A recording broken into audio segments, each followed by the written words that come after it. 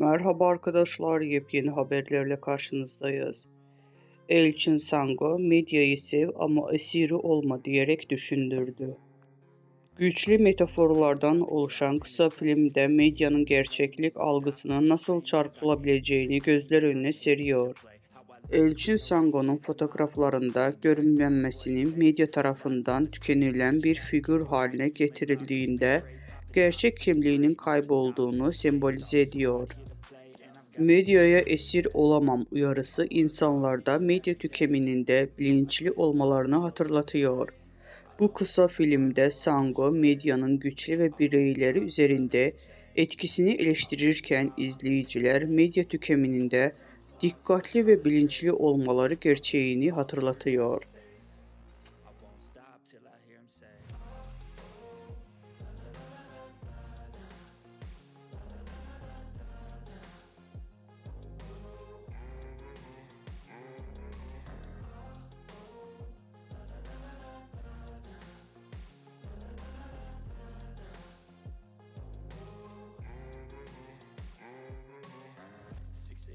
And I'm up again. I got tired eyes, need a cup of blend. That's right, in the AM, that's my only friend. No light, just